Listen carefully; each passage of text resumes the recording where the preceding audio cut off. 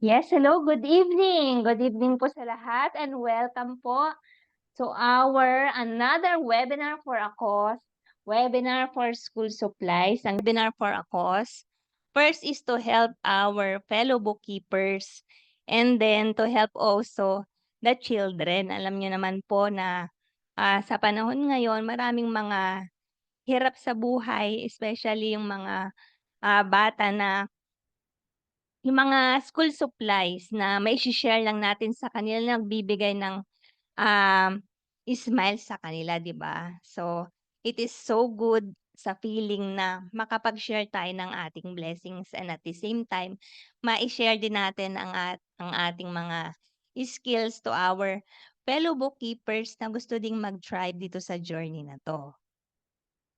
So, ang bookkeeping workflows po ay yun ang adhikain na tayo ay, matulungan sa ating journey. Kasi sa isang community na 'to na sama-sama at, nagkakaroon ng support group. So, yun po ang adhikain ng bookkeeping workflows community. Next po.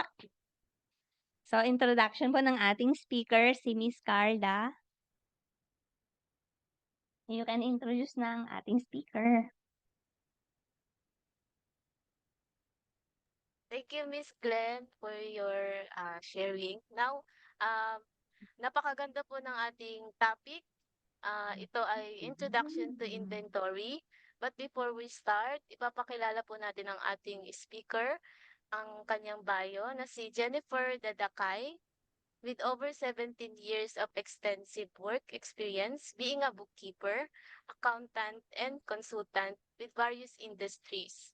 Jen has honed her skills and expertise to provide top-notch services to businesses of all sizes, from emerging startup, construction company with several ventures such as housing projects, public works related to Maynilad, and a retail and wholesale. She had also joined the general accounting team of one of the top recruitment agencies in the Philippines, having more than 16,000 deployed across its clients. She recently joined the bookkeeping team of an eight-figure e-commerce business in the US, along with other clients. She had worked with across various industries, including staffing agencies and more. Let's all welcome Miss Jennifer Dadakay.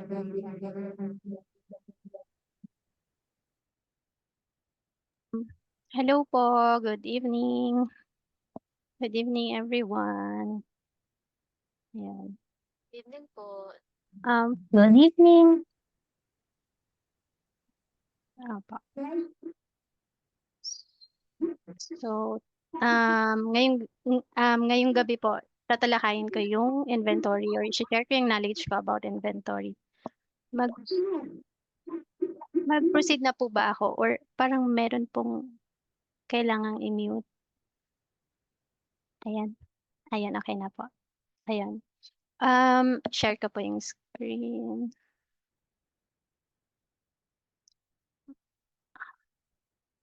Lang po.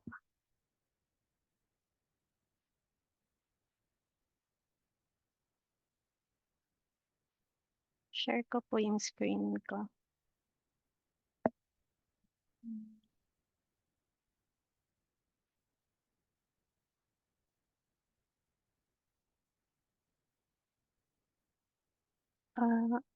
Hindi po teka po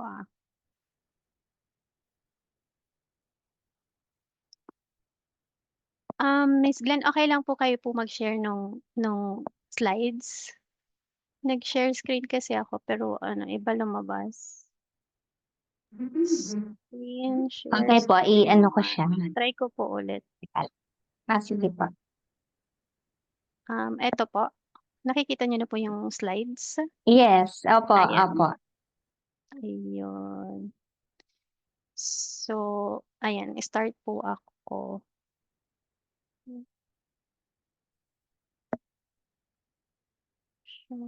Ayan po. So, sa startup ako, sorry, first time kong webinar. Bear with me po, no, pag meron po kayong mga questions, park nyo po muna and then we can proceed with the Q&A later. So, I would like to discuss introduction to inventory. So, I have handled inventories with different various industries. Pero yung pinrepare ko po tonight is related to general accounting. So, yun po. Um, so, let's, ang tawag dito? Let's proceed with the inventory. So, what is inventory? Inventory refers to the goods or products a business buys and holds with the intention to sell to customers. In the context of bookkeeping and accounting, inventory is classified as a current asset on the balance sheet. So, makikita po natin siya dito. Part siya ng current assets. And when it is sold, it becomes part of the cost of goods sold under the profit and loss report or the income statement, which we can see under ng revenue, after ng revenue, to be deducted with the to be deducted against the revenue to get the gross profit. Categories of inventories by accounting purpose. So we have prepaid inventory, we have inventory in transit, and inventory on hand. Prepaid inventory are inventories paid but not yet shipped. So let's say, for example, ang manufacturing natin or manufacturer natin is coming from China. So usually, okay, so based on my experience, I have worked with an e-commerce aggregator in the US. So isa sila sa mga top 10 ng e-commerce when I joined them. And most of our products, so we have catered a lot of brands. So most of the suppliers or manufacturers are actually from China. So yun. We usually do payments prior the manufacturing bago siya gawan ng bago i-produce yung products. Yan. So, and then we have inventory in transit. Those are shipped but not yet received in the warehouse. And then we have inventory on hand, available in your storage or warehouse, ready to sell. So the importance of categorizing the inventories correctly is vital as it shows the position of the goods. So the reason we have to identify which are prepaid inventory, inventory in transit, and inventory on hand is to record, um, to have a correct record kasi minsan sa inventories natin, sa sales and marketing and even in the warehouse, we have to coordinate with them and they have to know the exact um, quantity of inventories that are ready sa warehouse. So that is inventory on hand. Or usually, we use it as inventories. Inventories na lang, wala na yung on hand. Yun. So I have provided some scenarios or sample scenarios and then the corresponding entries for each scenario. So for example, we have PO number 1. We purchase product ABC 100,000 units for $100,000. Assuming July 1, we paid 50% upon order. So based on my experience po, most of the manufacturers na mga nakukuha po namin is nag-a-ask sila ng 30 to 50% down payment or payment in advance prior to manufacturing the goods and the products. So what we do is we record prepaid inventory. So that is already part of our asset, and then cash in bank kasi we made a payment. So 50% of the 100,000 is 50,000. Next scenario would be paid in full before shipment. So this time manufactured na po yung buong order natin, buong order ng PO 001. But before the transit, so these are actually actual arrangements that I have experienced with e-commerce. So for July 11, we need to pay in full the orders prior the ship the products. So we have inventory.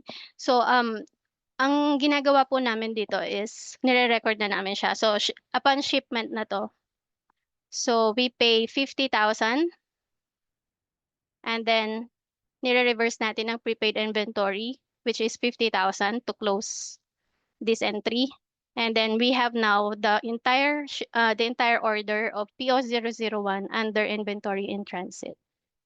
So ibig sabihin po naglalayag na po yung ano natin, yung inventaryo natin. So whether via freight, via air or via ocean, naglalayag na siya. And then next scenario would be shipment received in destination but not yet delivered in the warehouse. So usually, let's say for example, coming from manufacturer's country. So siguro hindi na lang ako magbanggit ng specific country para medyo ano po ano. So coming from, let's say for example, Philippines. So tayo yung nag-manufacture or dito yung manufacturer or supplier. So all the way from the Philippines, pagdating niya sa destination sa United States, there would wala tayong entry kasi hindi pa naman natin yung nare-receive sa warehouse. So still considered nasa transit pa rin po siya. No, so and then next scenario would be July 25th, inventories received in the warehouse. Then that would be the time where we can close yung entry ng inventory in transit as we receive the inventories physically sa warehouse. But there are scenarios where halimbawa malaki pong shipment. Let's say malaking shipment tapos yung ano natin, yung freight forwarder natin is nade-deliver nila yon in batches. So depende po yun doon sa packing list and depende po yun doon sa coordination. Doon natin ibabase yung entry na to. Ito po kasi is just an assumption of we receive the inventory, the entire inventory ng isang batch lang. Pero in reality, in actual, there are scenarios where per batch po siya.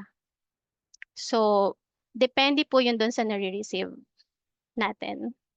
Yun.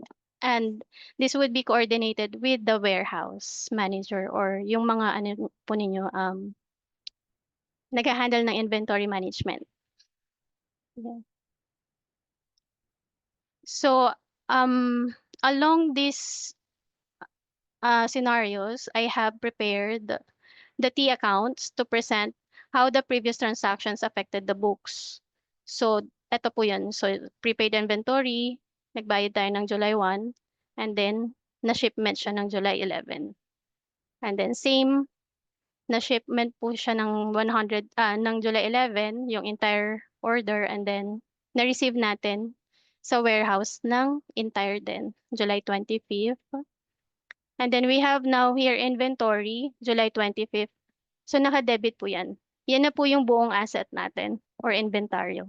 Now you can, manonotice po natin no, na wala po siyang kabangga sa credit. It's because ang magiging kabangga po niyan is yung sales.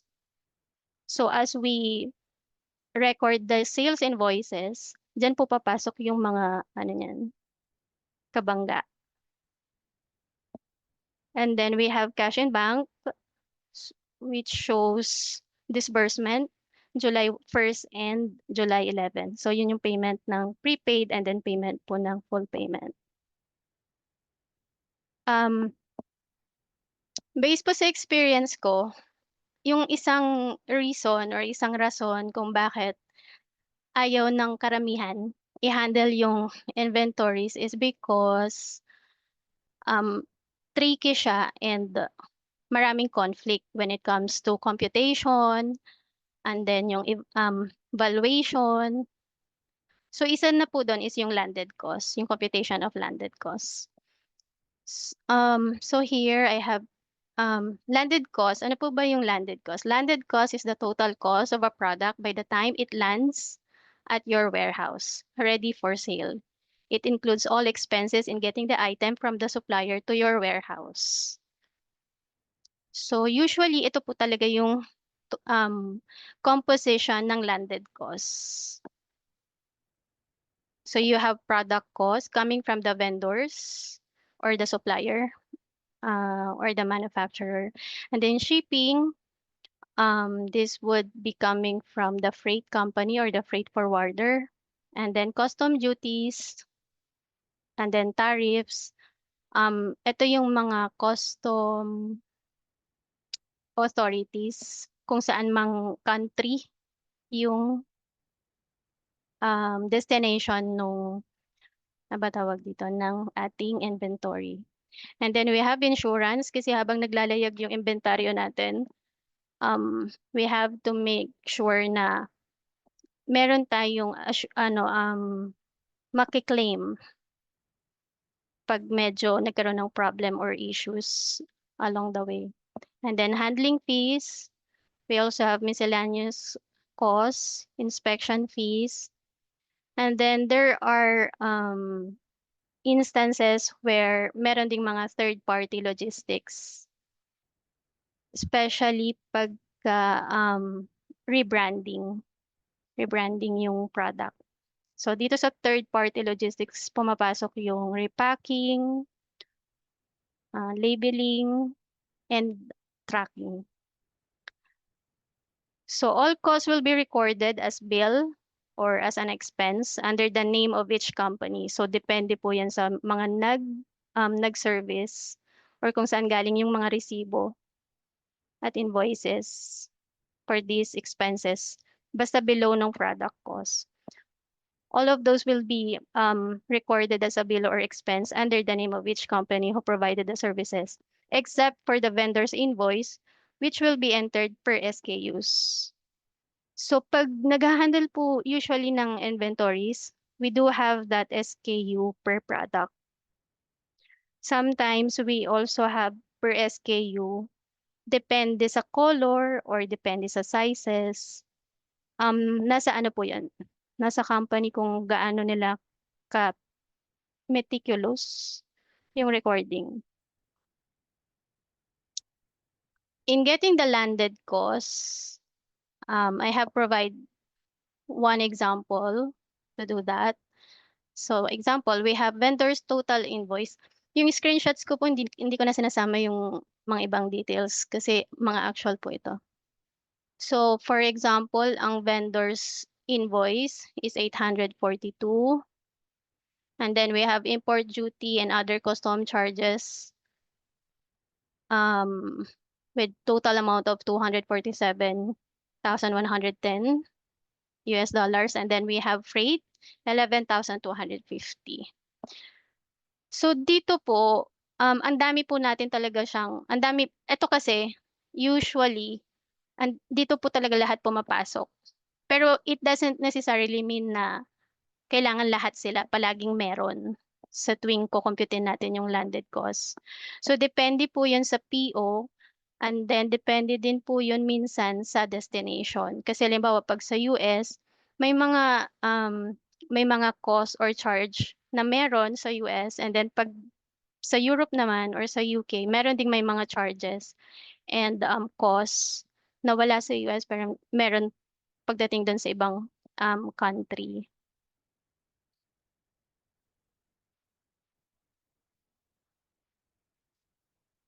So, dito po sa example na to, based sa experience ko po kasi, we have already used Seller Cloud as an inventory management and then yung isang customize po siya ng isang company. But ito pong pinrovide kong example tonight is naka-direct sa QuickBooks Online. So, for example, in recording all of these charges, meron po akong inano dito wait lang po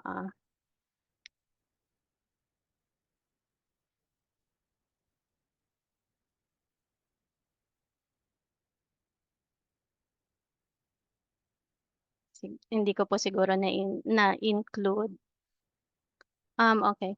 So, as we record the bills and expenses related to shipping, customs duties, taxes, insurance, handling fees, and other charges, I usually po ang ginagamit ko is isang reference lang. So let's say for example, isang PO lang. So yung isang PO na yun yung ginagamit ko para pag nag-generate po ako ng ledger, pwede ko na siyang ma-filter or ma-sort based sa PO reference number.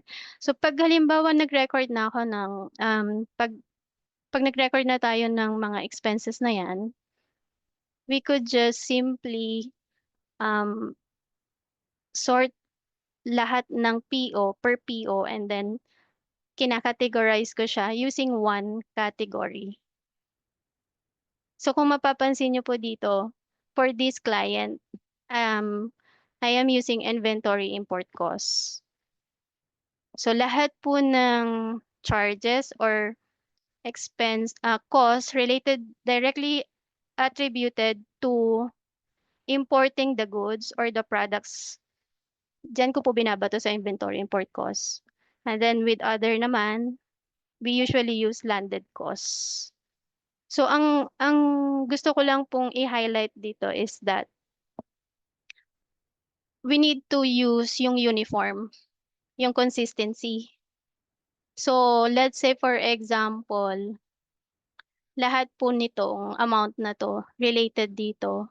So pagka ni-record mo siya based dun sa isang reference number or PO number, pag generate mo na yung report from QuickBooks Online to Excel, you could just easily sort and then filter. Yun.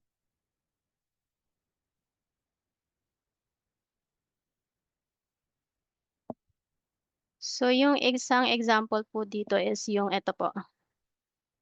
Yung custom duties, itong 247,000. So naka-record po siya sa isang reference. Ito po yung breakdown ng 247. And then nilalagay lang natin yung description for our references din.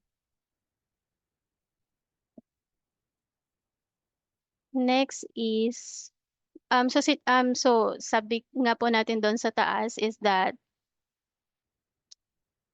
all costs will be recorded as bill or expense under the name of each company except po ng vendor's invoice kasi nga yung vendor's invoice we will record it per SKU. The reason behind that is bakit hindi siya pwedeng halimbawa yung lahat ng cost na yon individually recorded per SKU is because affected po ang quantity sa QuickBooks Online. So ang workaround would be we record all the costs galing dun sa landed costs, and then once na ni-record na po natin yung commercial invoice or yung vendor's invoice,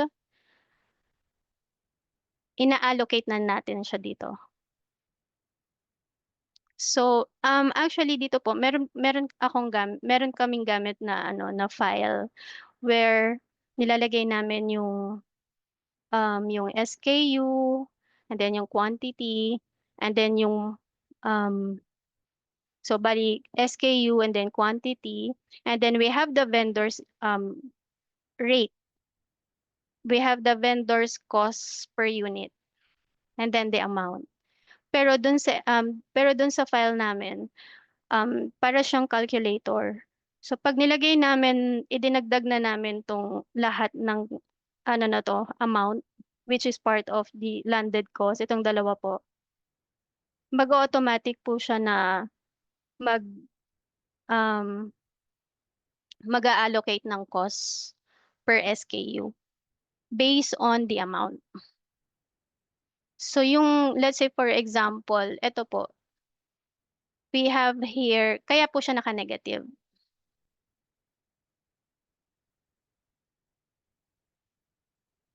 Medyo ano po, okay naman po, nakakasunod. Nakakasunod naman po kayo. I mean, na-explain naman. Medyo maliwanag naman po ba? Or medyo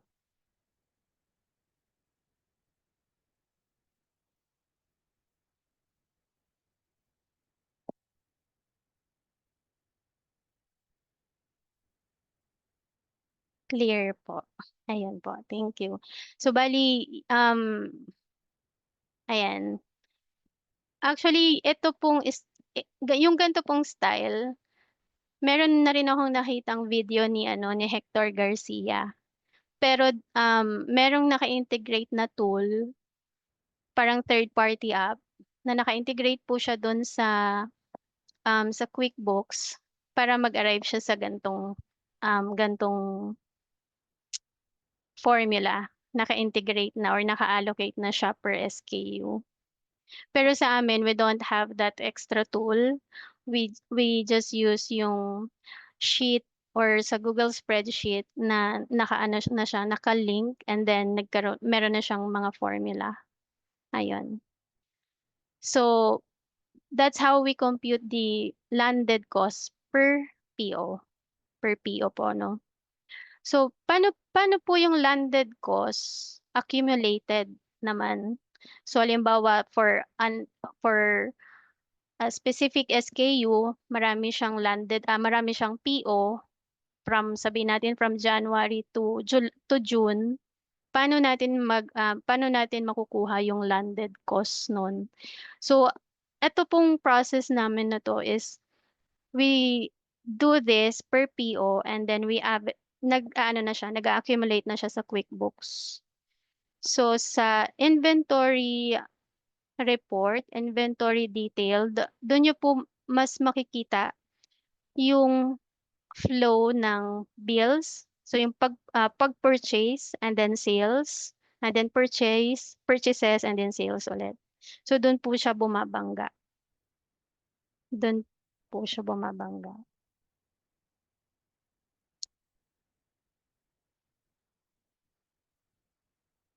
Ayun. So katulad po ng nabanggit ko po kanina, we are using QuickBooks Online and doon na po rin namin minomonitor yung aming inventory. Now, based sa mga experts is that one of the parang issues or concern with QuickBooks is hindi siya pwedeng i-dump ng maraming SKUs or inventories kasi daw maglalag or magiging mabagal. But based naman sa experience ko, um, I usually believe yung practice na yon. Kasi kahit din naman yung mga nilulook up kong mga mentors like pin- kung hindi pa ako nagkakamali sila Veronica Wasek, parang hindi rin nila gustong nagda-dump ng mga per SKUs or inventories dun sa QuickBooks Online directly. So, meron talagang ideally maganda talaga kung merong inventory system na separate pero pwedeng i-integrate dun sa QuickBooks. But for this example, talagang nakadirect siya sa QuickBooks. Pero we have yung ano po ano ba tawag dito? Yung ERP and inventory, ayan po. We do have ERP and inventory management being used by the sales and customer service team and warehouse team for stocks monitoring and coordination and preparation of packing list per order. So, currently, sa ngayon po, we have 3,318 SKUs na nakalagay sa QuickBooks namin. And we haven't experienced yung lag or yung pagbabagal ng QuickBooks Online. Maybe because po baka nakadepende din po dun sa subscription kung alin po yung subscription ng QuickBooks. Yun.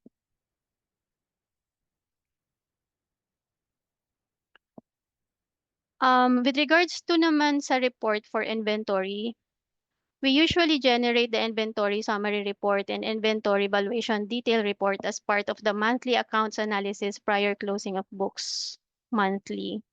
So sa QuickBooks Online, you just have to go to the reports and then yung standard reports, and then you can easily search for the inventory summary and then the inventory valuation detail.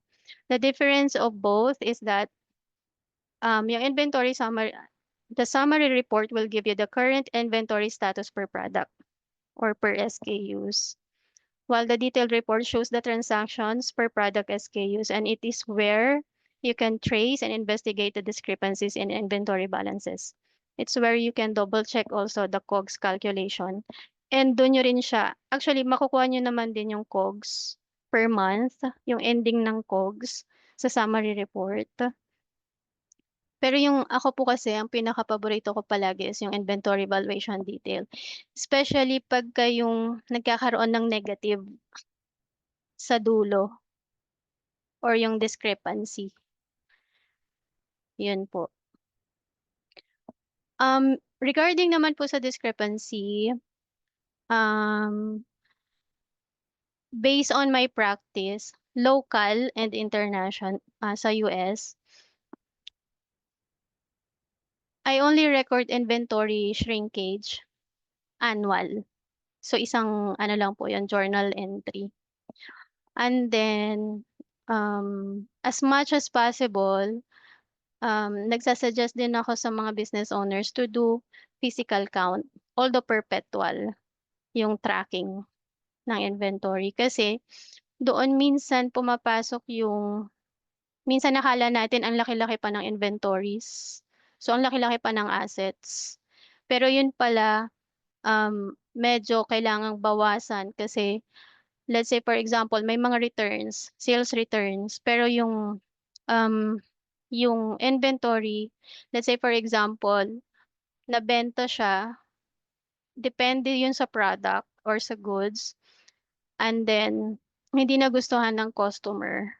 So nag-contest si customer and na-approve to return or exchange yung ano yung goods. Meron akong na-handle po before na basta return, good as sold na namin yun. So, hindi na namin siya ibabalik, i-journal entry, pabalik ng inventory. No. Kasi may mga goods na pag nabuksan, hindi mo na siya pwedeng resell. May mga goods na na-damage lang yung box or na-damage yung um, considered hindi na siya pwedeng i-resell. Ganon. So, doon na pumapasok sa damage goods and inventory shrinkage.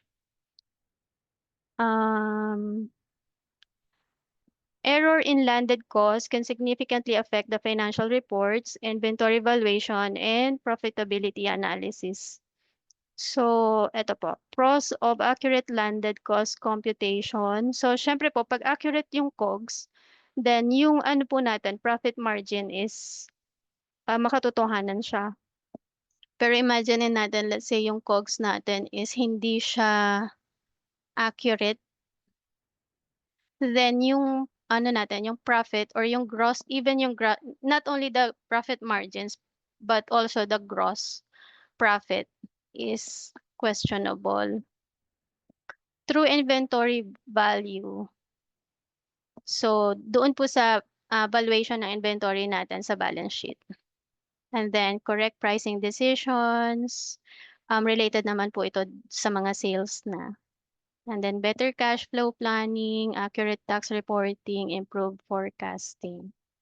And then cons or risk when landed cost is incorrect or ignored. Understated yung inventory.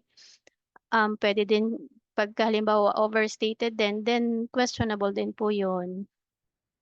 And then overstated COGS, overstated profit. If you book all costs immediately instead of per unit. Yung overstated COGS, usually nangyayari to doon sa practice ng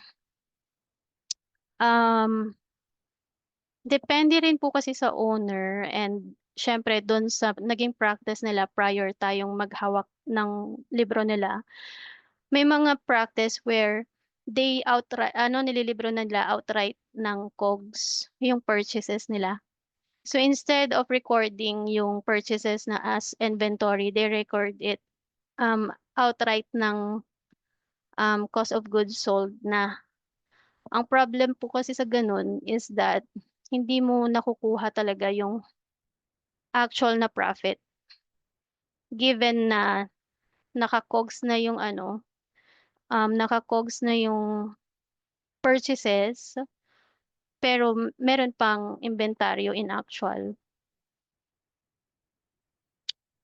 Um, yung mga ganun pong style ng inventory tracking is applicable sa mga, let's say for example, businesses that has specifics doon sa inventory nila. Let's say for example, yung mga selling guns, yung mga baril po.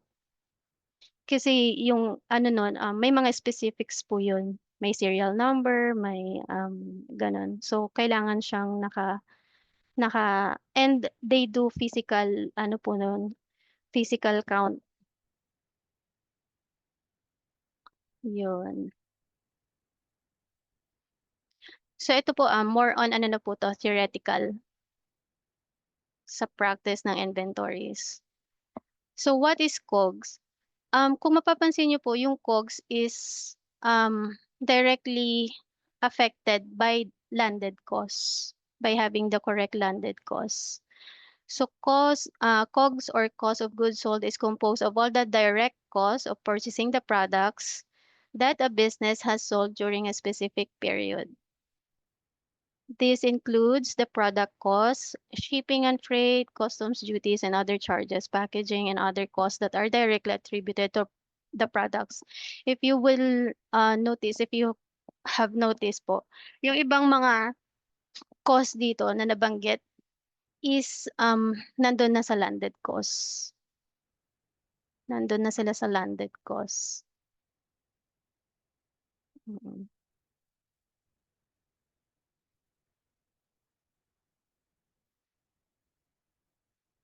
And getting the correct landed cost per SKU, doon mo rin kasi makikita yung profit margin per SKU or per product ng isang seller. Yun. So why is COGS accuracy important? Accurate gross profit. Gross profit is equals to sales net of COGS. So overstated or understated COGS gives a false profit margin. Just like po yung kanina, no, yung sa matawag doon landed cost. Tax reporting, inventory valuation sa balance sheet, and then business valuation and decisions. Ayun. So naputol na po ako doon. Meron po kayong mga questions? Sis Glenn, proceed na po tayo sa sa Q&A. Yes po, proceed na tayo sa Q&A. So, Opo. sa ating mga audience, ano po Sa mga katanungan nyo? mm.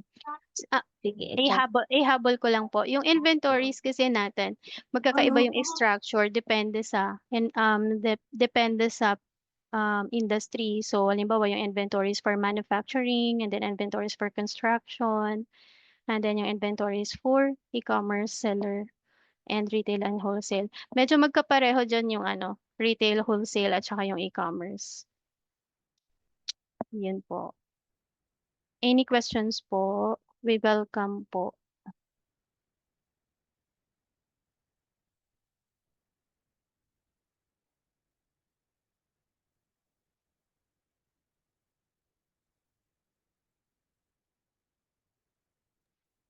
Wala po silang question. Ako po, Miss Jet, meron po akong question. Ay, sige po. Hello Sino po. po sila po? Carla po. Ay, opo. Opo. Bali, kasi po meron po akong part-time po sa Amazon FBA po.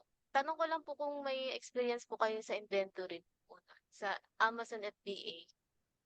Opo. Sa Pag Amazon. FBA, fulfilled by Amazon yun. So, hindi natin controlled yung inventory sa warehouse, but we have experience yung sa recording. Ano po yung question niyo po? Baka sakaling masagot natin.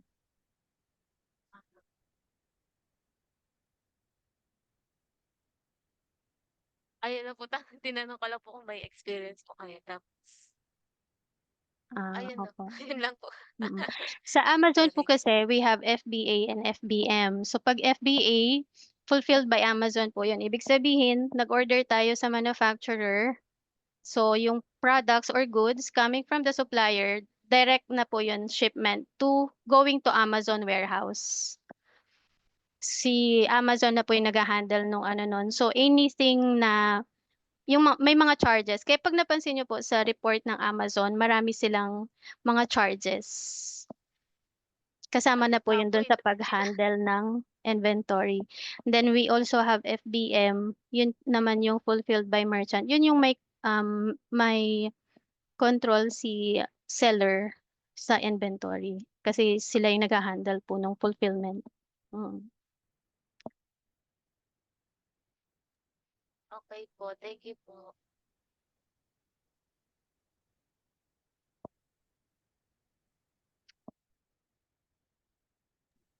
Any questions pa po? Opo, any questions Any pa po? reaction? Any Any questions comment po? Inantok yata sila kasi. Joke lang.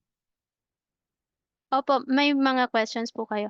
Minsan po kasi sa inventory, minsan kasi iniisip lang natin siya na matrabaho. Pero totoo naman po yun na matrabaho. Pero pag nag-handle po ng inventories, ako po ang masasabi ko lang is maganda po pag may background sa Excel, sa Microsoft Excel. Kasi during the time po ng 2021, kaya po ako napunta sa gantong more on mga may inventories aside sa yung para sana makapag-price ka ng rate or makapag-ask ka ng rate mo na premium. Other than that is yung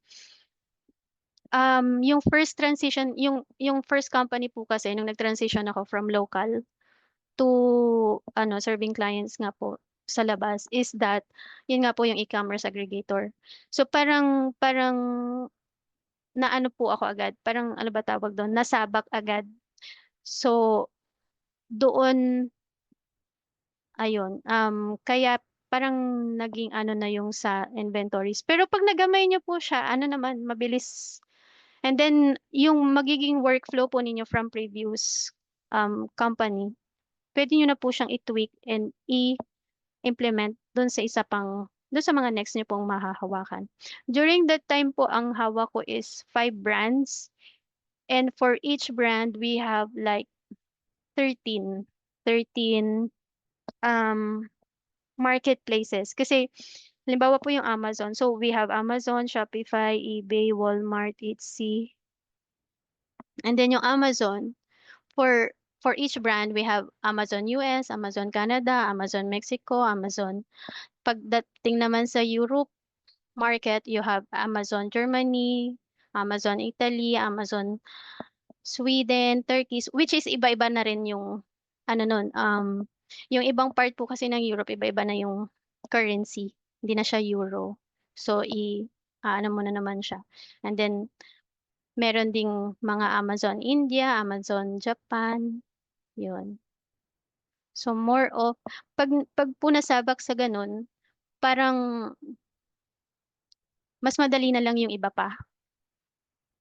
Maano lang po talaga, matrabaho lang po talaga. Pero, kaya naman siya in terms of basta po may ano din sa Microsoft Excel. Ganun. Kasi halimbawa yung isang brand, halimbawa po yung isang brand, hindi ko na lang po babanggitin. US po siya, no? So, isang brand siya and then isang marketplace lang US. Ano po siya? Pag in-export ko siya sa ano po, sa Amazon report mismo, yung monthly, yung Excel, yung CSV, kailangan hinahati ko siya ng 3 or 4. Kasi po ang maximum ng Microsoft Excel is 1 million rows. So paano mo kukuhanin ngayon yung report ng entire month kung hinati mo siya sa 3 extract ng Excel or ng CSV? So ang gagawin mo nun is kukonsolidate mo siya through pivot table. Yun. Pagka nagkaroon po ulit ng ano, pre-webinar, mag-ano po ako ng Excel naman. Yun. Ayun po. Baka may questions pa po kayo. Ganito lang po talaga ako magsalita kasi medyo ano, kinakabahan.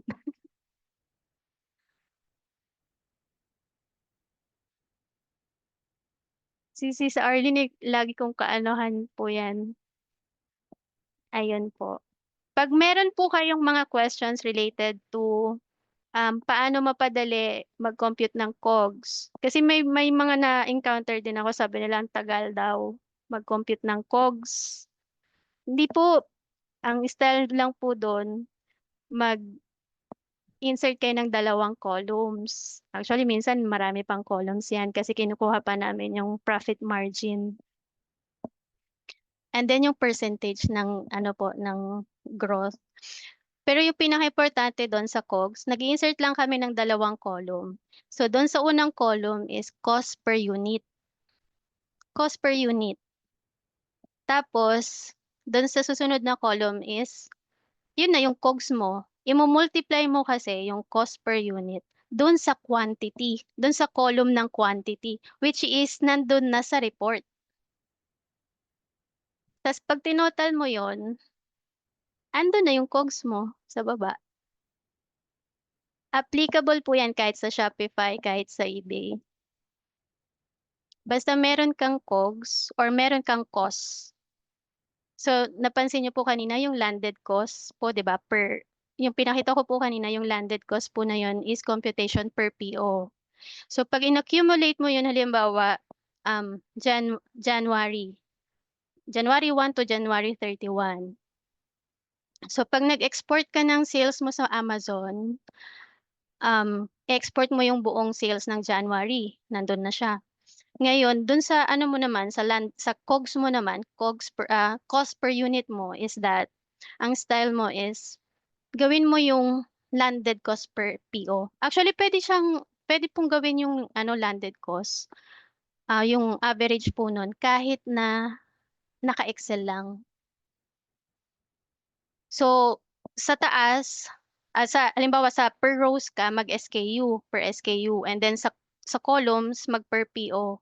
Mano-mano. And then, meron kang landed cost per PO, per SKU. Tapos, nagtototal ka dito sa ano, sa dulo, per month. And then, susunod na month naman, additional. Ganon. So, makukuha mo na po yung average nung January 1 to January 31. Halimbawa po may PO po kayo 5 or 10. Nandun na. Ipa-plot nyo na lang po doon. So, pag nag-plot ka naman, di rin mano-mano, VLOOKUP mo. Kasi you only have, ang SKU, hindi naman po siya pwedeng inuulit-ulit. So, you only have 1 SKU for each product. So, pag nakuha mo na yung cost per unit mo as of January 31, pwede mo na yun ilagay doon sa column ng cost per unit mo sa Amazon report. Di ba nagdagdag ka ng 2 columns? Andun na po kaagad yung COGS mo. Ngayon, gusto mong malaman halimbawa gaano kadami yung nabenta per SKU, gawan mo ng pivot per SKU. Ganun. Ganun po siya. Ganun, pwede rin po yung gawin sa Shopify at saka sa eBay. Opo, yun po, advanced Excel skills. Pag po nagpa-free webinar po ulit sila sa bookkeeping workflow, yun naman ang i-offer natin next. Actually, bitin nga po ito kasi bitin nga po tong presentation na to. Kasi kung halimbawa gusto niyo pong mag-focus sa e-commerce, marami pa tayong madi-discuss for e-commerce. Wag na natin discuss yung sa Manoff kasi madugo-dugo yun. Mas madugo. Alam ko mas maraming may gusto sa e-com kaysa sa manufacturing at construction. Yun. Kasi parang mas marami po yatang prospects sa e-com. Ay, isa pa po pala. So sa landed cost, 'di ba po kukunin mo na po lahat ng charges per PO. Nangyayari po ito sa actual. Halimbawa, natapos mo nang kinompute yung landed cost. Tapos nailibro mo na rin. Nailibro mo na. Halimbawa si seller or si inventory management or kung sino man, halimbawa kahit yung vendor, na delay sila ng bigay sa'yo. May humabol pala na insurance or may humabol pala na inspection fees or may humabol pala na shipping pa or may humabol pa pala na 3PL. Na ano mo na to, nagawan mo na libro mo na entryhan mo na. So, you analyze muna, halimbawa, material ba yung amount? Material po ba yung amount? Gaano po ba yung kalaki yung amount doon sa vendor's invoice at saka doon sa mga iba pang charges? If hindi naman po masyadong material, wag nyo na pong i-recompute to na uulitin.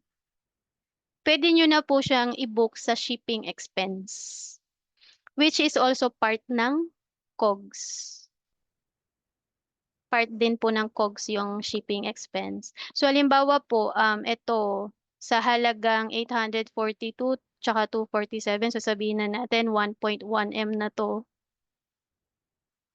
Kung halimbawa may humabol po na sabihin natin may humabol na fees, 5,000. Ako po kung minsan, hindi ko na po yan ginagalaw. Kasi yung invoice mo na yan, vendor's invoice mo na yan, ibig sabihin sandamakmak yan na SKU. So pag ginalaw mo pa yan, gagalawin mo po lahat. Well, madali lang po siya kasi meron ka naman ng calculator. Yun nga lang, imagine niyo na halimbawa hindi lang naman yun yung gagawin ninyo, may iba pa po kayong gagawing task or may iba pa po kayong re-record. So if the amount is not really material, yun na po galawin yung landed cost. Book nyo na po siya agad sa shipping expense. Huwag nyo na rin po siyang i-book sa inventory or yung inventory import cost ha. Pwede na po siya doon sa shipping. Siguro pwede na pong, outright expense. Mag-note na lang po kayo ng para pag halimbawa may audit, meron po kayong maibigay na reason bakit siya in-expense. Bakit siya na outright expense. Yun. Ano pa po ba yung mga practical tips? Sa averaging, ang ginagawa naman practical tip is kinukuha ko yung total vendors invoice, vendors total invoice, and then lahat po ng landed cost, lahat ng ito, dinidivide po namin yan, naka-percentage. So kahit halimbawa hindi po kayo makapag-create ng parang computation, pwede niyo rin po siyang gawin mano-mano din. Mano-mano. Ito po, para lang mapakita ko po sa inyo, no? Ma-share ko po sa inyo. Tinago po natin yung mga ibang details. So, yung mga importante lang. So, mapansin nyo po, halimbawa, ito, tanggalin ko po to. Ito po kasi, nakaano na po to. Meron na siyang napansin nyo po, gumalaw yung sa total CI. And then, meron ito, halimbawa, ito po is yung inventory import cost. So, sabihin natin, i-undo ko to. So, ito pong 49 is yung vendor's invoice. So, ang amount niya, halimbawa, is 49,101.93.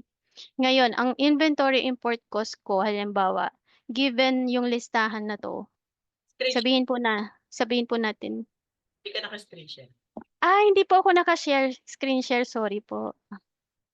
Eto na po. Kaso kasi parang hindi yata, ayan, ayan, okay po. So, ulit po pala, no? Ayun. So, ito po yung isang ginagamit namin na file. Parang ito na yung as good as calculator. So, ito yung CI uploader namin. So, minsan, kahit na gaano pa kadami yung SKU, sabihin natin, malaking shipment, nandyan na siya. Pwede mo na siyang i-copy paste. Actually, nasa Google spreadsheet po to, hindi talaga siya sa Excel. Yun, no? Tapos, so assuming ang total CI amount mo is 49,101. Ngayon, given the list po ng mga cost na to, sabihin, kukunin natin yung landed cost niya per SKU. Halimbawa, sabihin natin 2,000 yung total po nung lahat ng cost. So, pag nilagay po namin dito 2,000, nagbabago po to. Nagbabago po to. So maganda rin po kung halimbawa nag-handle po kayo ng e-com or retail wholesale or ng mga inventories. Maganda po pag meron kayong mga tools na ginagamit para yun na rin yung magagamit nyo ng magagamit every now and then. So halimbawa sabihin po natin ito, tanggalin namin, halimbawa ibang invoice naman. Sabihin natin bawasan natin. Kasi may ano po yan may laman po yung column BCD. Ni-hide ko lang. Mag-aano po yan, mawawala siya. Ayan. Tapos halimbawa sabihin natin ibang SKU na to assuming. Tapos 500. Yung total inventory import cost. Naalala niyo po yung total inventory import cost is the one category where we record all the charges related to costs related to importing of goods for sale. So sabihin natin 500. So pag nilagay mo diyan 500, nag-automatic na siya. So sabihin mo 1.5, ibang SKU na ay ibang invoice na. So nag-automatic na po siya. So hindi ka na tuwing gagawa ka ng entry or mag-e-entry ka, parang palaging problemado. Kasi meron ka ng tool na pwede mong magamit na ganyan. Pero naka-ano po yan, naka-formula siya. And then, yan na yung uploader po namin, papunta ng QuickBooks Online. So, pagka nag-upload, kaya kahit nag-ano kadami yung invoice na i-upload namin, na ano naman siya, manageable. Yun. Pero pwede rin po kayo yung magmano-mano na averaging. Based po doon sa total ng CI. Gagawa niyo na lang siya ng formula. Yun. May isa pa po palang column yan. Naka-ano po yan Naka-link kasi yan. Medyo maingat lang po ako kasi ano to actual.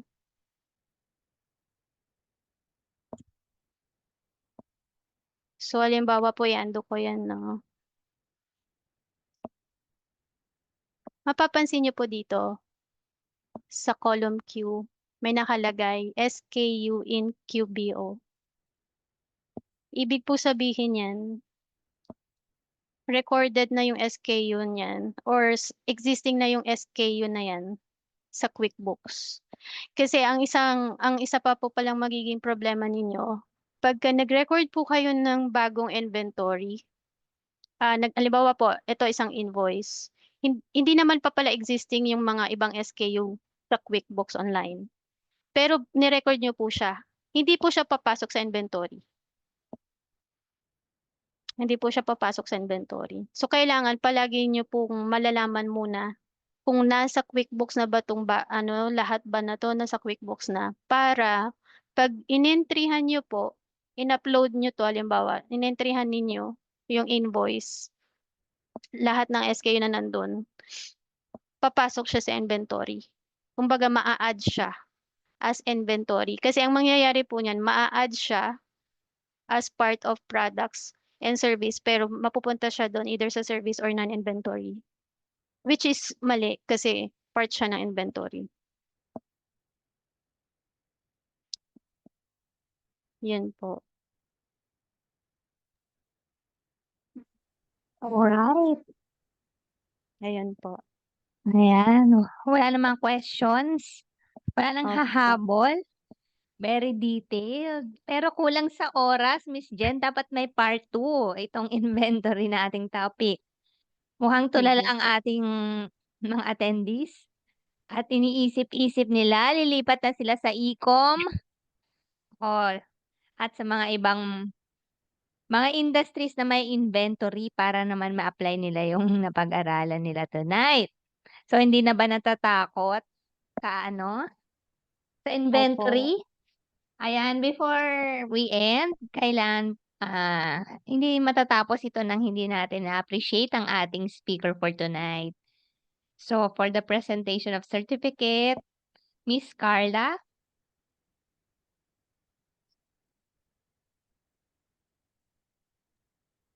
Yes, maraming salamat po sa ating speaker, si Ms. Jennifer Dadakay.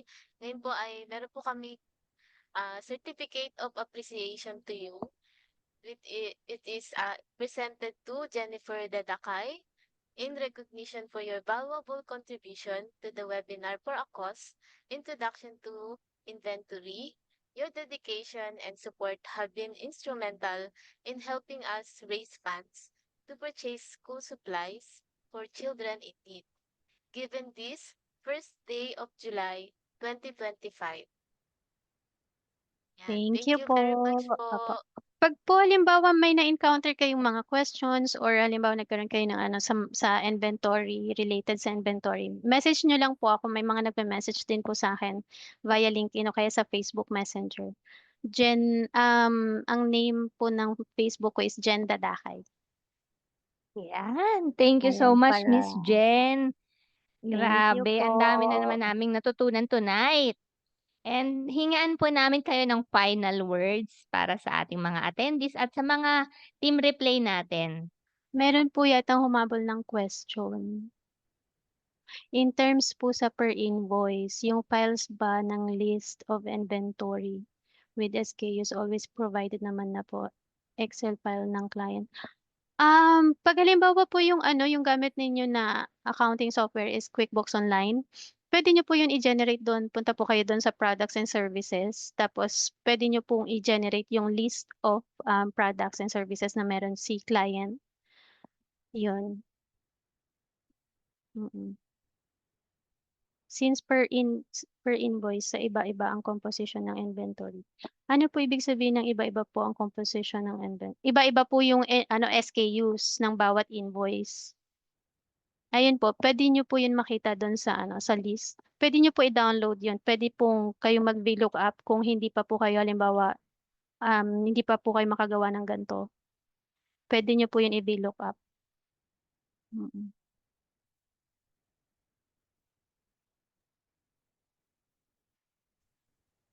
Sa lahat po ng attendees, yung mga hindi pa po join sa ating group chat or ating FB group, you can join us. So, sa ating bookkeeping workflows, i-chat po namin dito yung link para maka-join ka. And don't forget po to answer the questions para ma-approve po yung request nyo to join. And for our announcement, sige po, next slide. Ayan ang ating standard sponsorship.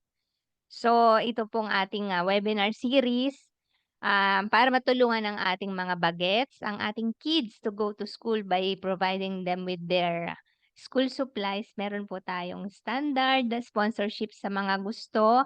It is $5.99 and it is a beginner must-haves. So, matututunan po natin dito. Hindi lang po ito marami pang iba. So ito lang yung mga nauna na nailagay ng mga topics: Intro to QuickBooks Online, Introduction to Zero Accounting Software, Introduction to Inventory, Crafting a Portfolio that stands out, Why Authentic Communication Matters as a Bookkeeper. So I believe, six topics na po ang natatapos from Upwork, OLJ, LinkedIn Optimization, meron tayong Recon Learnings, meron din tayong inventory. So ano pa ba, may mga nakalimutan ba ako? So next po. So sa ating Hope Builder Skills Mastery Package naman po, it is 1,499. Matututunan po natin dito ang basic hotel bookkeeping and basic Shopify bookkeeping. So if you want to specialize or explore niche bookkeeping areas, this package give you access to advanced focus training sessions you can choose based on your interests. And the last package, ito po ang Seeds of Hope. It is a 4-week program worth 4,999. So, meron po ditong 4 live webinars every Sunday. Meron po silang sariling group chat. So, doon po lahat nilalagay yung ibang details. And there is weekly Q&A sessions, recording to catch up. So, you have to watch them first before yung live webinars. So, talagang focus po ito, focus group. It is our flagship program. And meron po silang mga exclusive templates, trackers, and action plans. Access to standard sponsorship package. And a spot in our bookkeeping workflows group chat. So, it is our community where you can ask for advice, share wins, and connect with like-minded bookkeepers. And bumalik tayo sa ating slides. So, ayan, paki-announce to, Miss Carla, ang ating next webinar.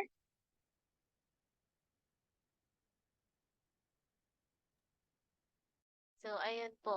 See you next webinars. Ito po yung ating next webinar, From Learning to Giving, Fundraising Webinar for School Supplies. Ang topic po is Authentic and Effective Communication for Bookkeepers. Sa July 3 po ito, 8 p.m. At ang ating speaker ay si Valerie Go, Zero Bookkeeper. Ayun po. Ayan. So, see you po sa ating webinar sa Thursday. Thursday po ang next. So, before we end, mag-picture taking muna tayo. I-open lang ating mga camera at nang makita ang mga nagagandahang at nagwagwapuhan, of course, ng mga faces. So, sa ating Zoom tech na lang kukuha. Miss Joy, ikaw na.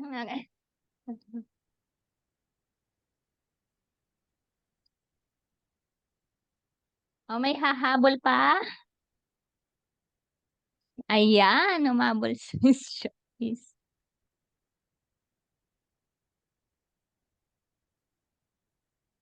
Hello, ayan. Miss Ruby, hello. Si Miss Eder, nawala.